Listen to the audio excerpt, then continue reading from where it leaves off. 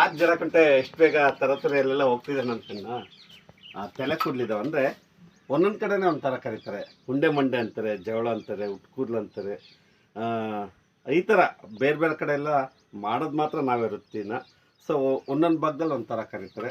So ತಲೆ ಕೂದಲು ತೆಗೆದುಕೊಂಡ್ರೆ ತಂದೆ ತಾಯಿರು ಇಲ್ಲ ಅಜ್ಜ ಅಜ್ಜಿಗಳು ಹರಕೆ ಹೊತ್ತಿರ್ತಾರೆ. ಮೊಮ್ಮಗ ಆದರೆ ಇಲ್ಲ ಮೊಮ್ಮಗಳಾದ್ರು ಅಂದರೆ, ತಂದೆ ತಾಯಿಗಳು ಮಗ ಆದರೆ ಇಲ್ಲ ಮಗಳಾದರೆ ಮುಡಿ ಕೊಡ್ತೀವಿ ದೇವ್ರಿಗೆ ಅಂತ.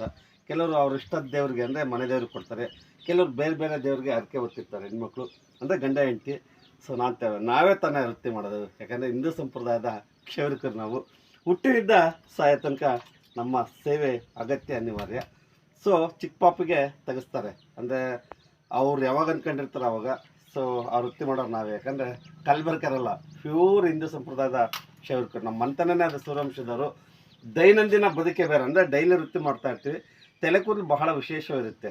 ಅಂದರೆ ಕಂಬಳಿ ಹಾಸೋದು ಎಲ್ಲ ಬಹಳ ಚೆನ್ನಾಗಿ ನಾನು ಸಾಕಷ್ಟು ವಿಡಿಯೋದಲ್ಲಿ ಹೇಳ್ತೀನಿ ನಮ್ಮ ಕುಲ ವೃತ್ತಿ ಬಗ್ಗೆ. ಬಹಳ ಖುಷಿ ಇದೆ ನಾವು.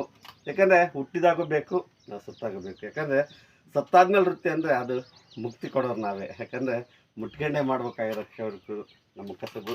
ಸೊ ಇವತ್ತು ತಲೆ ಕೂದಲು ತೆಗೆದುಕೊಳ್ತೀನಿ. ಹುಟ್ಟಿನಿಂದ ಸಾಯ ಗಂಟ ನಮ್ಮ ಸೇವೆ ಅಗತ್ಯ. ಯಾಕಂದರೆ ನಾವು ಹಿಂದೂ ಸಂಪ್ರದಾಯದ ಕ್ಷೌರಿಕರು. ನಮ್ಮ ಕುಲವೃತ್ತಿ ನಮಗೆ ಹೆಮ್ಮೆ. ಇವು ಬರೀ ಆಯುಧಗಳಲ್ಲ, ಅಕ್ಷಯ ಪಾತ್ರೆ. ಗಾಡ್ ಕವಿ ಕ್ಷೌರಿಕರು ನಾವು ಕ್ಷೌರಿಕರು.